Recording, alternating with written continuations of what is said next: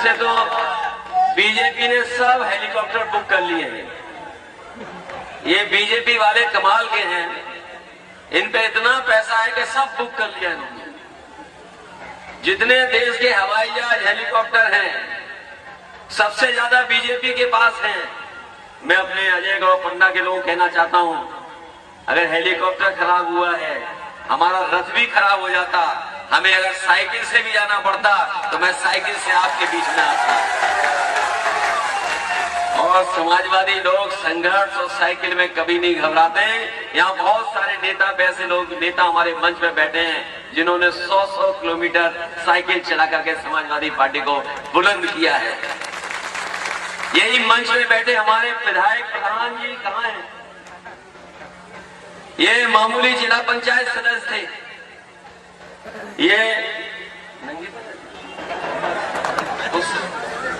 जब ये विधायक नहीं थे तो नंगे पैर रहते थे। इन्होंने संकल्प लिया कि हम जूते और चप्पल तभी पहनेंगे जब जीत जाएंगे। जो संकल्प इन्होंने लिया था उसको किसी ने पूरा किया है, तो समाजवादी लोगों ने इन्हें विधायक बना करके विधानसभा में पहुंचा दिया।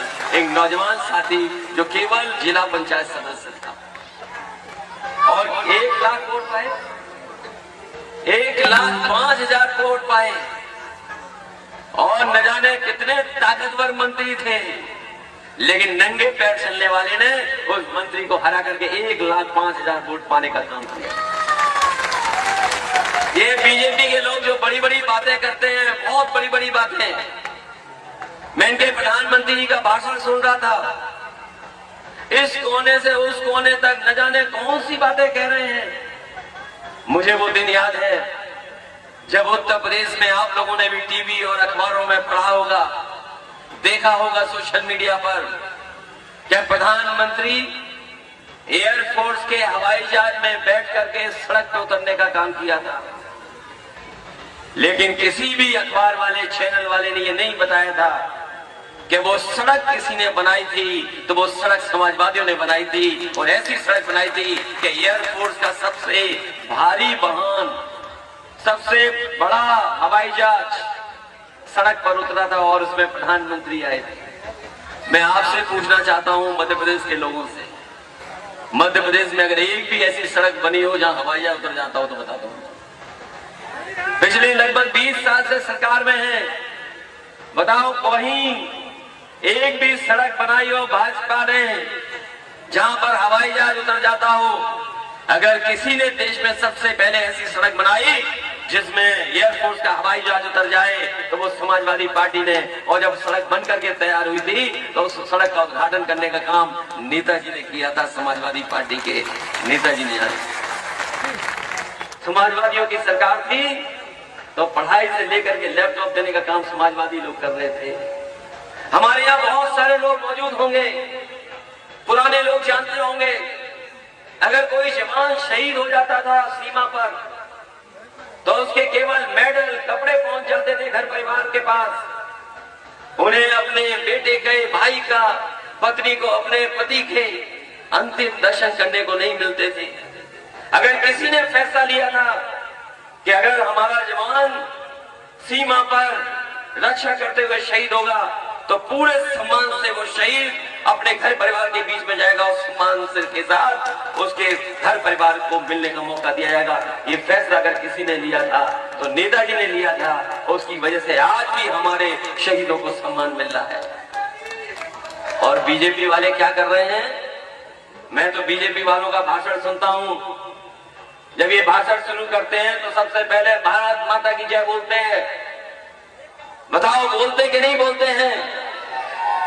लेकिन इन्हीं भारत माता के जय बोलने वालों ने अग्निवीर जो व्यवस्था लागू की है, हमारे नौजवान, ये ऐसी नौकरी है, अगर आप सीमा पर सुरक्षा में रक्षा करते हुए शहीद हो गए तो आपको सम्मान नहीं मिलेगा। और सम्मान तो दूर, आपको उसके बाद कोई भी सरकारी मदद नहीं मिलने वाली। और वो भी नौकरी पूरे जीवन की नहीं है, केवल 4 साल की नौकरी है। सीमा पर चले जाओगे और बाद में अपने गांव में आकर के बेरोजगार बन करके बैठ जाओगे। बताओ, ये व्यवस्था दी है लोगों। अभी मैं प्रत्याशी की बातें सुन रहा था, कह रहे थे कि हमारे साथी तो हमारे साथ हैं, लेकिन दूसरे साथियों की अभी मदद हमें नहीं मिल पा रही है। ये हमारे प्रत्याशी कह रहे थे कि हमें बहुत सहयोग और समर्थन मिल रहा है, लेकिन अभी कुछ लोगों का हमें समर्थन नहीं मिल पा रहा है। लेकिन हमें भरोसा है कि इस लड़ाई को कामयाब बनाने के लिए समाजवादी सोच के लोग और नेताजी को मानने वाले लोग एक होकर के समाजवादी पार्टी की मदद करेंगे। आप घबरा तो नहीं जाओगे? अरे हम लोग बुलडोजर से नहीं घबरा रहे। वो यूपी वाले जो बुलडोजर लिए घूमते हैं, हम उन लोगों से नहीं घबरा रहे, तो आप लोग तो नहीं घबरा जाओगे। और हम लोग बता के जा रहे हैं, बुलडोजर के पास कोई दिमाग नहीं होता है। उत्तर प्रदेश वाले हैं जो कभी कभी हम लोगों को बुलडोजर से डराते हैं, लेकिन जब जरूरत पड़ती है तो उनकी कभी चाबी खो जाती है, कभी ड्राइवर भाग जाता है। लेकिन हम भरोसा दिलाते हैं, जब कभी समाजवादियों की सरकार बनेगी, जिन्होंने संविधान की धज्जियां उड़ाई हैं, जिन्होंने बाबा साहब भीमराव अम्बेडकर जी का जो संविधान दिया है उसको नहीं मान रहे हैं, उनके खिलाफ भी हम लोग उसी तरह का व्यवहार करेंगे जिस तरह का व्यवहार वो हम लोगों के साथ कर रहे हैं। इसलिए साथियों, लड़ाई लंबी है, लंबी लड़ाई है। बताओ हम लोगों की मदद करोगे कि नहीं करोगे? नौजवान साथियों, न नौकरी है, न रोजगार, न भविष्य है आपका, न अच्छी पढ़ाई दे पा रही सरकार। और अगर कोई घर परिवार में बीमार हो जाता है तो बताओ क्या इलाज मिल पा रहा है आपको? ये सरकारी संस्थाएं जहाँ इलाज मिलना चाहिए वहाँ इलाज नहीं मिल पा रहा है। कभी गरीबी के कारण, कभी महंगाई के कारण हमारे गरीब को अपना खेत बेचना पड़ रहा है, अपने जेवर बेचने पड़ रहे हैं। उसके बाद भी वो अपने परिवार के किसी सदस्य की जान नहीं बचा पा रहा। अगर ये किसी ने संकट पैदा किया है तो ये बीजेपी के लोगों ने संकट पैदा किया है। पहले तो देश की दिशा अगर किसी ने खराब की तो वो कांग्रेस के लोगों ने खराब की, और उसी रास्ते पर अगर कोई चल रहा है तो भारतीय जनता पार्टी के लोग चल रहे हैं। मुझे वो दिन याद है जिस समय कोरोना के समय पर एक गर्भवती महिला चलते चलते हुए पन्ना की पहली बार आई थी। वो गर्भवती थी लेकिन किसी ने उसकी मदद नहीं की थी। आप लोग पुरानी खबरें निकालना, पत्रकार साथी जानते होंगे कि न जाने कहां से महाराष्ट्र से चल करके वो आई थी। वो कोरोना के समय पर किसी ने उसकी मदद नहीं की थी। वो पैदल पैदल आपके जिले में पहुंची थी, जाकर के अस्पताल में भर्ती हुई, और अस्पताल में भर्ती हुई तब उसकी गर्भवती थी, बेटी हुई थी शायद। सोचिए, याद कीजिए, कोरोना का समय, कोई सरकार ने मदद नहीं की आपकी, कोई सहयोग नहीं किया। और केवल कोरोना ही नहीं, याद कीजिए बीजेपी की नोटबंदी। बताओ, आपको लाइन में लग करके पूरा का पूरा हिसाब किताब देना पड़ गया था कि नहीं देना पड़ा था? सब पैसा जमा करा लिया आपका। ये पहली सरकार है जिसने 2000 रुपए छापे और 2000 रुपए इन्होंने बंद करा दिए। बताओ किसी के पास है 2000 रुपया कि नहीं है? और अगर कहीं छिपा के रखा होगा तो जो आप लोग उड़ाते हो कभी कभी ड्रोन, शादियों में, कार्यक्रमों में, अगर कहीं 2000 रुपए का रखा है नोट और बीजेपी वालों को पता लग गया तो वो ड्रोन से वही चिप लगा हुआ 2000 रुपए ढूंढने आ जाएंगे। याद है कि नहीं याद है आपको? क्या फैलाया था बीजेपी के लोगों ने कि 2000 रुपए में चिप लगा है? क्या चिप लगा था 2000 रुपए में? यहाँ बताओ, भ्रष्टाचार बढ़ा के नहीं बढ़ा मध्य प्रदेश में? बताओ, अन्याय हो रहा है कि नहीं हो रहा है? ये प्रधानमंत्री जी कह रहे हैं कि हमने गरीबों को घर दे दिए मध्य प्रदेश में सबको। पहले कांग्रेस ने घर नहीं दिए, अब बीजेपी ने गरीबों के घर नहीं बनवाए। बताओ, आज भी खपरेल के घरों में, पुराने घरों में रह रहे हैं आप लोग। अभी जितने घर हो जाने चाहिए नहीं दे पा रहे हैं।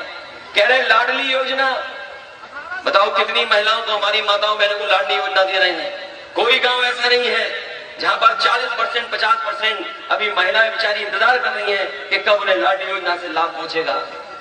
नहीं पहुंचा पा रहे ये लोग।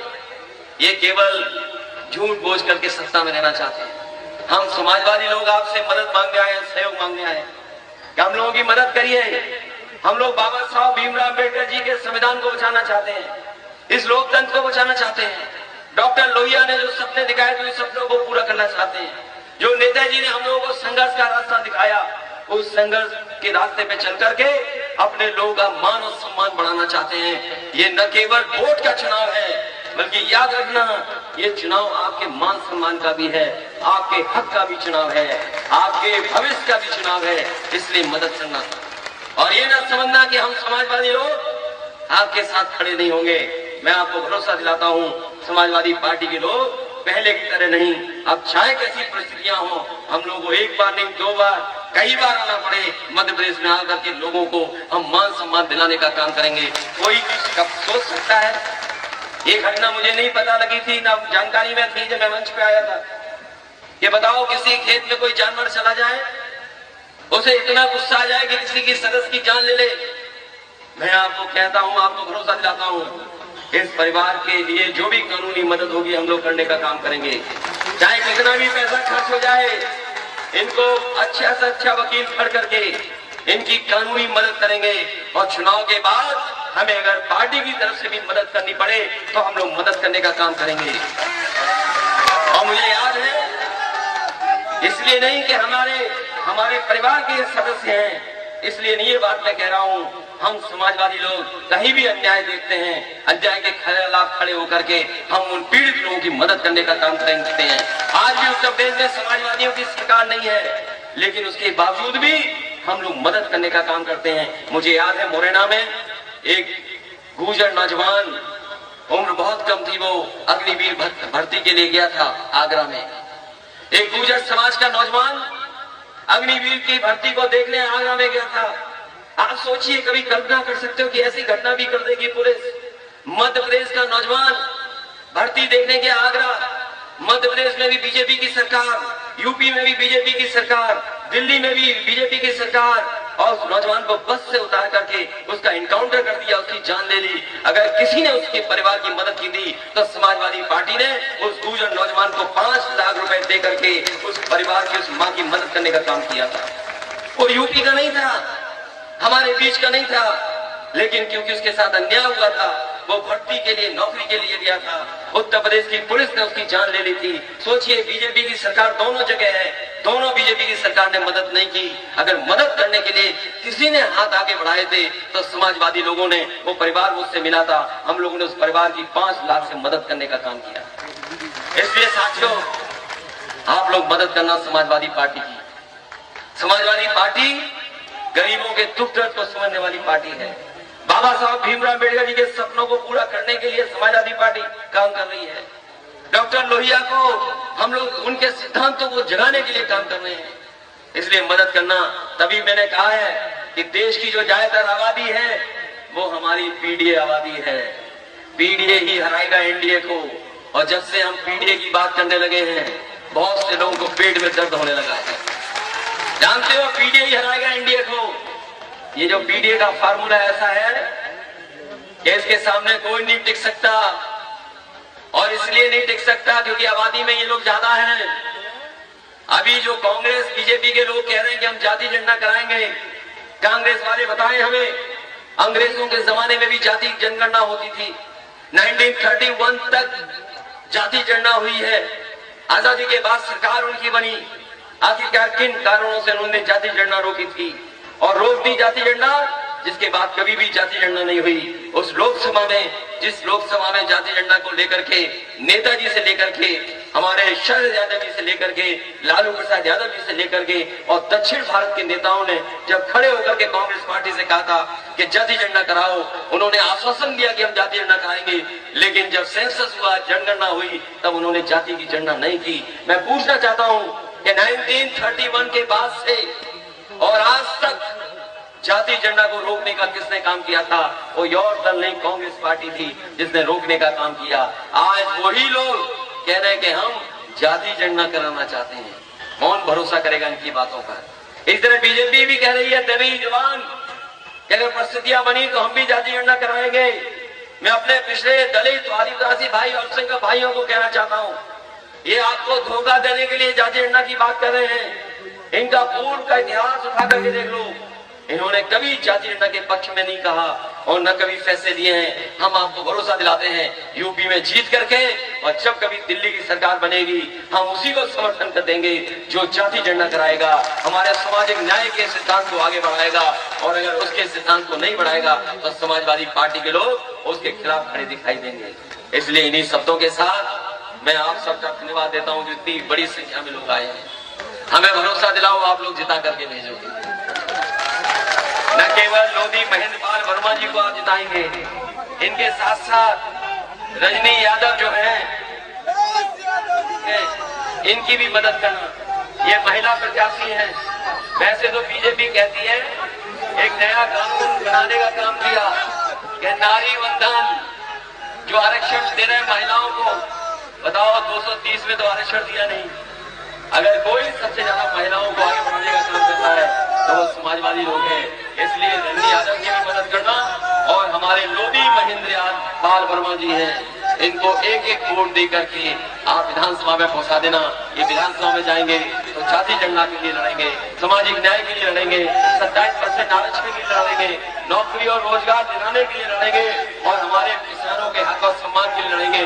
हमारे अल्पसंख्यक भाइयों के साथ खड़े दिखाई देंगे और साथ ही साथ हम आपको एक भरोसा दिलाते हैं, जो पीड़ित परिवार है, चुनाव के बाद हमारी पार्टी के नेता आएंगे और उसे घर जाएंगे और समाजवादी पार्टी की सरकार तो नहीं है, लेकिन जो कोई मदद हो सकती है हम इस परिवार की मदद करने का काम करेंगे।